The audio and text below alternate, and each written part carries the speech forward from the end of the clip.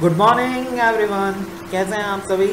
आशा करता हूँ आप सभी खुश होंगे, घर पे होंगे, लॉकडाउन का पूरी तरीके से पालन कर रहे होंगे और उसके साथ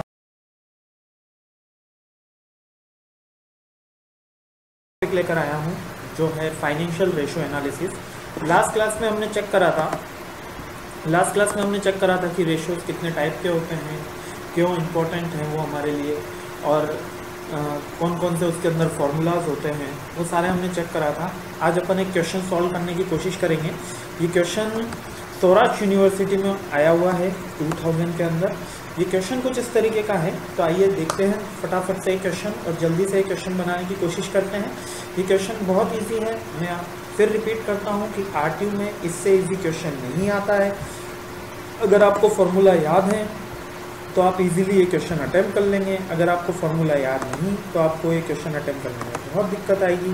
तो मैं चाहूँगा कि जिन्होंने भी लास्ट क्लास का वीडियो नहीं देखा है वो वीडियो देख लें और एक बार सारे फार्मूला रिवाइज कर लें, एक कॉपी पेन के ऊपर लिख लें, ताकि अपन ये क्वेश्चन बहुत आसानी से अटेम्प्ट कर सकें।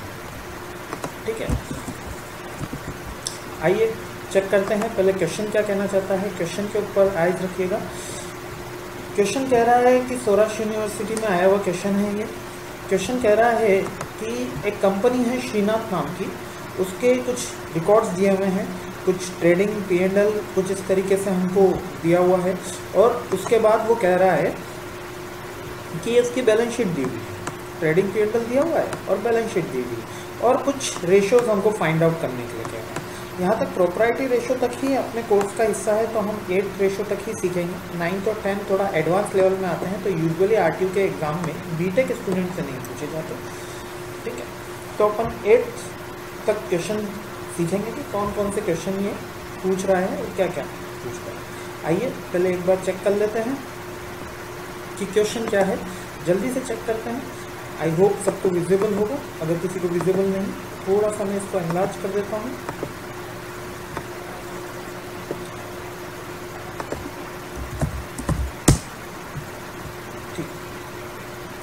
आइए पहले क्वेश्चन अटेम्प्ट कर लेते हैं। श्रीनाथ कंपनी है, 15 लाख रुपीस की उसने सेल करी।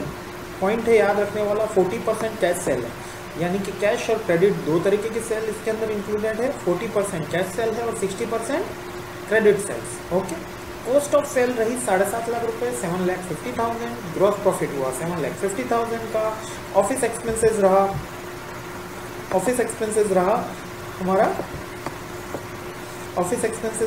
1,25,000। Selling expenses 1,25,000। टैक्सेस 2,50,000 और नीचे ही हमको बैलेंस शीट दी हुई है। इसी तरीके से बैलेंस शीट के अंदर कुछ टर्म्स हैं, इसके अंदर equity shares, preference share, reserve, debentures, creditors, bank overdraft, bills receivable, outstanding expenses. Asset side में दिया हुआ है fixed asset, stock, debtor, receivable, cash, fictitious assets. ये स्टार बना लीजिएगा इस पॉइंट को। जो प्रिमिलरी एक्सपेंसेस होते हैं उसी को ही ये बोलते हैं, या आप कह सकते हैं ऐसी कोई खर्चा, ऐसा कोई लॉस जो P&L के DR में आना चाहिए था, जो डेबिट होना चाहिए था, लेकिन वो हम इस साल डेबिट नहीं कर पाए, इसलिए हम उसको एसेट साइड में लिख देते हैं। P&L DR का कोई लॉस होता है जो हमारा एक्चुअल में हम इनकर्ड हुआ है कि नहीं हुआ है, काल्पनिक है, संदेहास्पद है, इस तरीके की चीज़ें जो होती हैं। लाइक कि एक बंदे ने दूसरे बंदे के ऊपर केस करा है, केस इंश्योरेंस कंपनी के पास गया हुआ है, इंश्योरेंस कंपनी जब पेमेंट करेगी तब हम भी तो हमारे लिए एसेट्स हैं, लेकिन काल्पनिक मात्र। ठीक है, थैंक यू। आइए आगे बढ़ते हैं जल्दी से और इसके सॉल्यूशन पर नज़र डालते हैं। यहाँ तक किसी को कोई दिक्कत नहीं? आइए देखते हैं। फिर से एक बार बता देता हूँ, फिक्टिशियस एसेट्स वो एसेट्स जो P&L के DR की साइड में है, जिनको डेबिट करना रह गया है, इसलिए चार्टेड अकाउंटेंट ने यहाँ रख दिया, या वो खर्चे जिसका बैंक में केस चल रहा है और वो पता नहीं हमें कि इसकी कितने से एंट्री होगी। ये एक्चुअल में एसेट्स नहीं होती है, कल्पना मात्र की एसेट्स होती है, ओनली इमेजिनरी एसेट्स। तो ये हमेशा टोटल एसेट्स का कभी भी पार्ट नहीं होती है। अगर टोटल एसेट्स यहाँ पे आपको दिख रही होगी 64 लाख रुपीज़ की, तो ये 64 लाख रुपीज़ की टोटल एसेट्स नहीं है मेरे दोस्तों, ये है 63 लाख रुपीज़ की। होप आप सब मेरी बात से एग्री कर रहे होंगे, आपको समझ में आ रहा होगा मैं क्या कहना चाह रहा हूँ। ठीक है, आइए अपन अब चलते हैं अपने सॉल्यूशन की तरफ कि इसको अपन को अटेम्प्ट कैसे करना है और इसकी अप्रोच कैसे रहेगी। आइए देखते हैं। ये अपना दूसरा सॉल्यूशन यहाँ पे स्टार्ट होता है। फर्स्ट है ग्रॉस प्रॉफिट। मैं विजिबल कर देता हूँ एक बार आप सभी के लिए। ये है ग्रॉस प्रॉफिट। ग्रॉस प्रॉफिट सबसे सिंपल मैंने बताया था इसका formula GP upon sales into 100। GP gross profit directly दिया हुआ होता है। देखिए दोस्तों, एग्जाम में डायरेक्टली दिया हुआ होता है ग्रॉस प्रॉफिट कितना है। ग्रॉस प्रॉफिट यहाँ पे हमको डायरेक्टली गिवन है 7,50,000। सेल्स भी हमको गिवन है 15 lakh. 7,50,000 divide by 15 lakh into 100। बहुत ही सिंपल क्वेश्चन है, एक सेकंड भी नहीं लगेगा यदि आपको एक फॉर्मूला याद है जीपी अपॉन सेल्स इंटू 100 का। 7,50,000 divide by 15 lakh into 100। Easy, इससे ईजी नहीं आ सकता आठवीं पेपर में मेरे दोस्तों, यकीन मानिए इससे ईजी नहीं आ सकता। जीपी अपॉन सेल्स इंटू 100 आपको याद रखना है, ग्रोथ प्रॉफिट का फॉर्मूला है। नेक्स्ट पॉइंट पर चलते हैं। फर्स्ट ग्रोथ प्रॉफिट हमने चेक कर लिया। Second stock turnover ratio. Stock turnover में अपन को याद रखना है कि अपन को एवरेज स्टॉक रखना है। एवरेज स्टॉक, अब स्टॉक कौन कौन से हैं यहाँ पर, स्टॉक कौन कौन से हैं। स्टॉक दो तरीके के दिए हुए हैं। एक बैलेंस शीट में स्टॉक दिया हुआ है, आप चेक करिए, एक बैलेंस शीट में स्टॉक दिया हुआ है और एक आपको स्टॉक एंड में दिया हुआ है। जो एंड में दिया हुआ स्टॉक है वो कौन सा स्टॉक है मेरे दोस्तों, क्लोजिंग स्टॉक। सही कहा, जो एंड में आपको स्टॉक दिया हुआ है वो क्लोजिंग स्टॉक है और जो एंड में आपको स्टॉक दिया हुआ है वो ओपनिंग स्टॉक है और जो बुक्स ऑफ अकाउंट्स में दिया हुआ है फाइनल अकाउंट में वो closing stock means 1,75,000 is your closing stock and 3,25,000 is your opening stock. ठीक है, तो हमको एवरेज स्टॉक कैलकुलेट करना है तो 325 प्लस 175 डिवाइड बाई 2। किसी को कोई दिक्कत? ठीक है।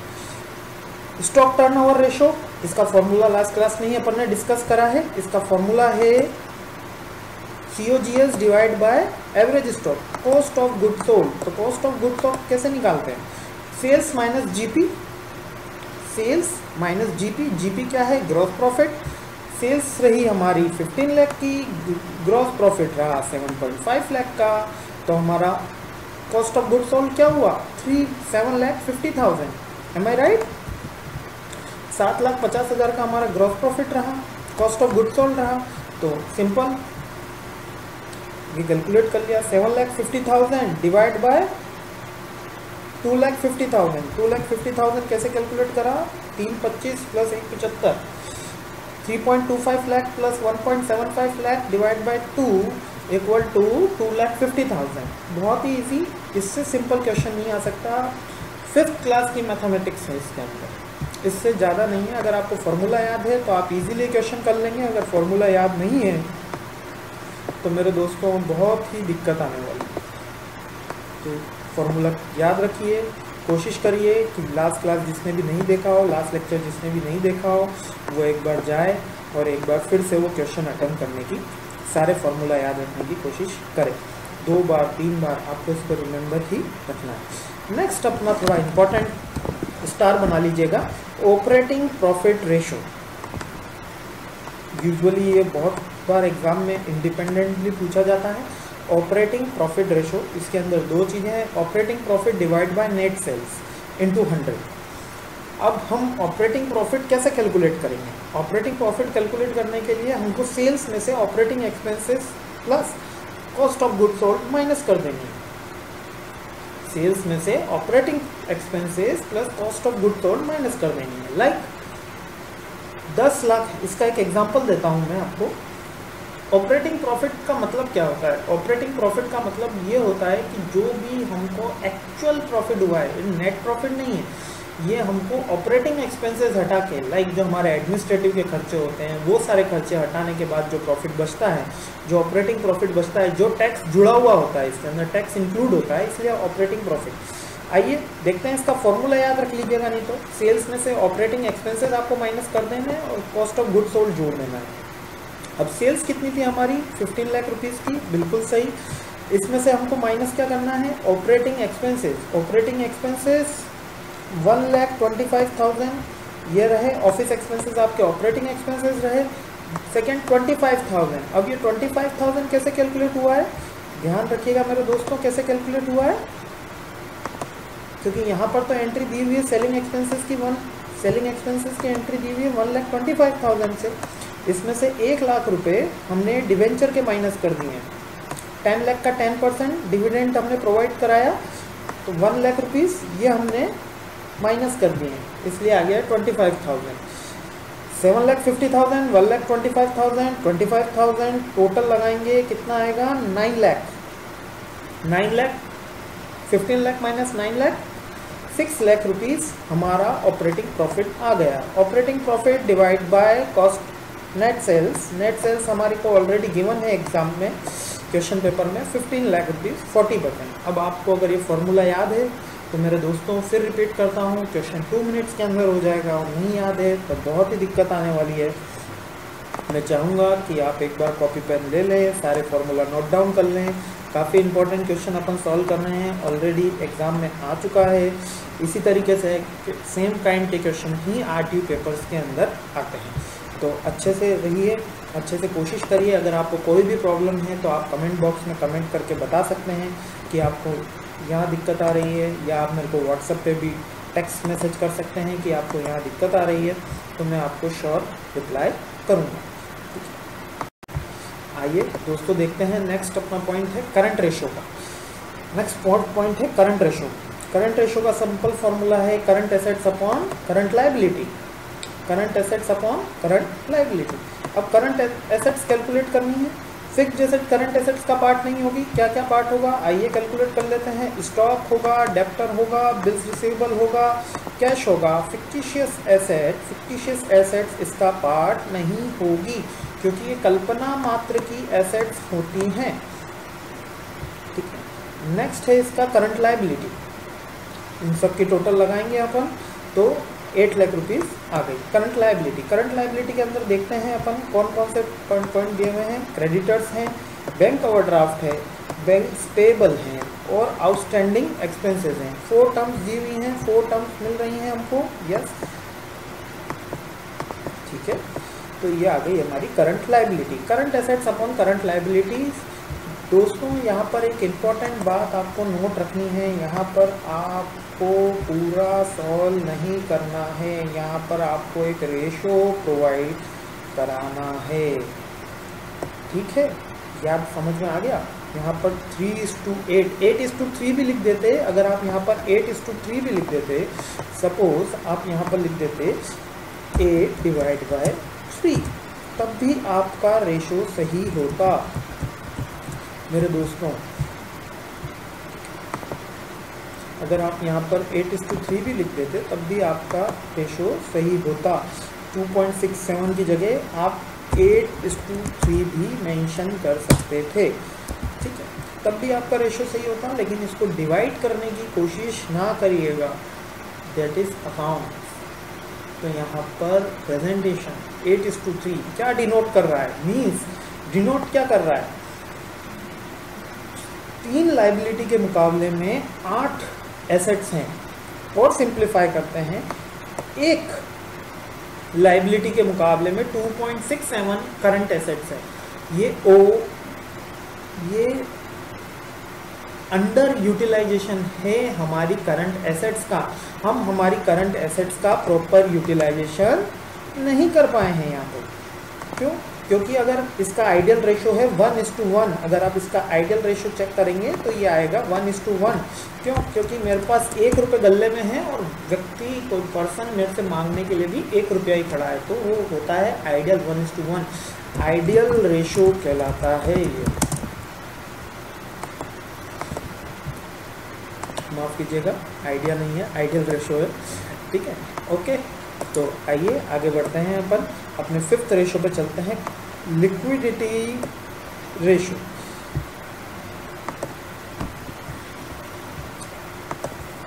लिक्विडिटी रेशो और सिंपल है, liquidity assets divide by liquidity liability.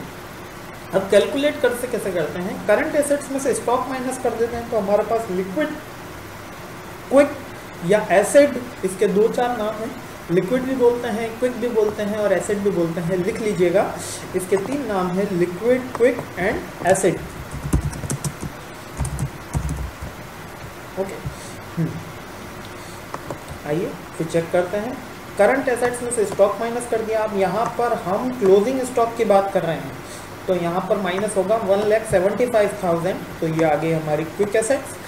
Next point है हमारा करंट लायबिलिटी में से हमने ओवरड्राफ्ट माइनस कर दिया है। करंट लायबिलिटीज़ है हमारी 3 लाख रुपीज़ की, बैंक ओवरड्राफ्ट ये रहे हमारे 1,50,000 रुपीज़ के, उसको हमने माइनस कर दिया, ये वाले पॉइंट। तो 6,25,000 डिवाइड बाय 1,50,000, 4.17। अगेन मैं कह रहा हूँ, हमको कैलकुलेट नहीं करना है, हमें रेशो आइडेंटिफाई करना है। अगर हम यहाँ पर लिख देते 625 डिवाइड बाय रेशो 150 और इसी को मैं फर्दर एक्सप्लेन करके लिखता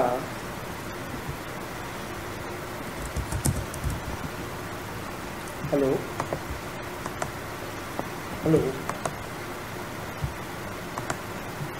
हेलो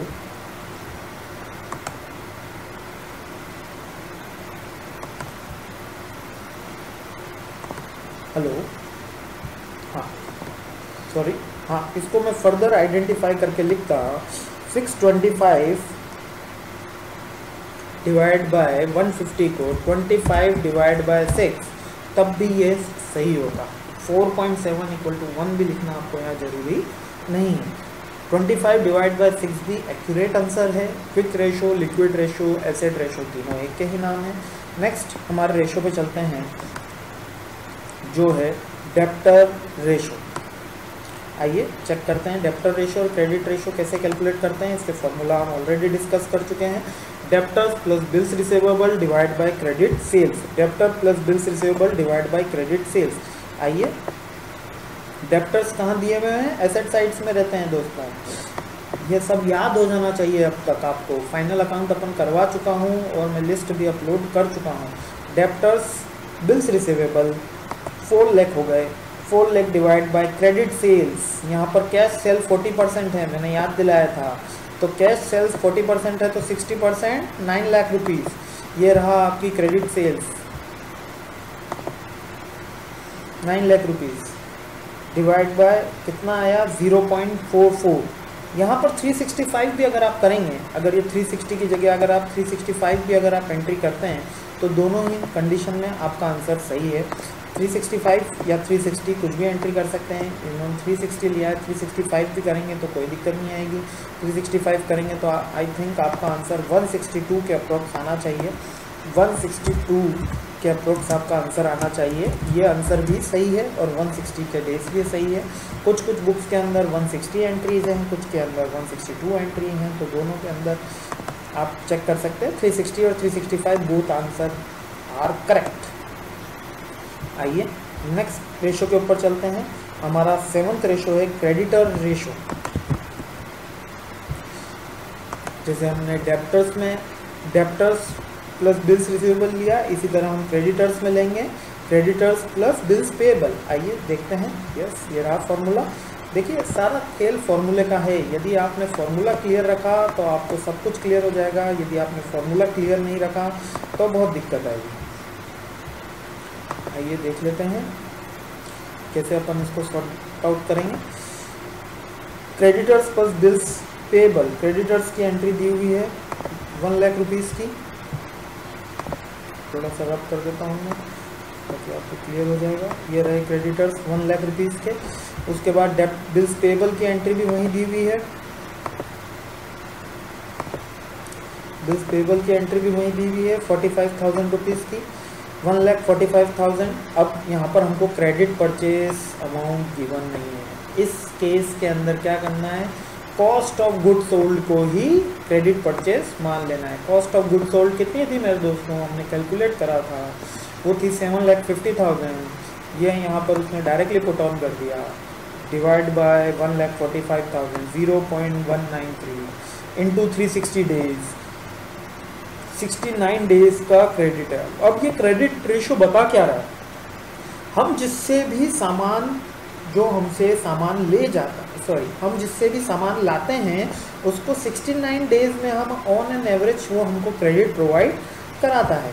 और इसी तरीके से डेब्टर रेशो हमको क्या बता रहा था कि जो भी हमसे सामान ले जाता है वो हमको जो भी हमसे सामान ले जाता है वो हमको 160 दिन के अंदर पेमेंट प्रोवाइड कराता है।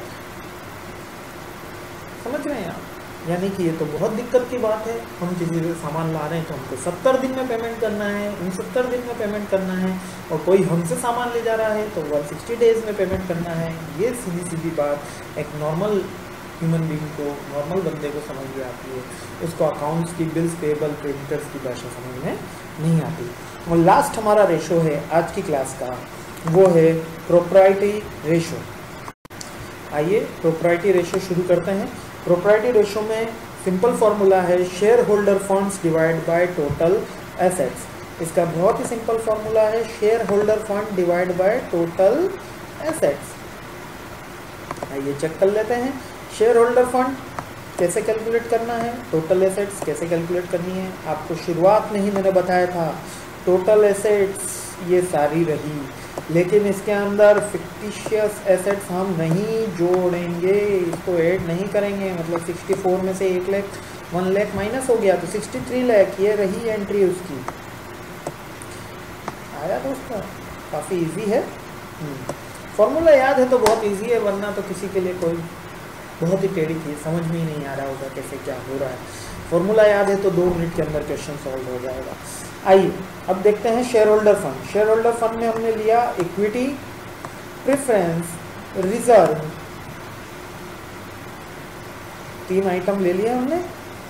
इसके अलावा इसमें हमने 1 लाख माइनस कर दिया, क्योंकि ये हो सकता है कि ये 1 लाख इसमें भी जुड़ा हुआ हो।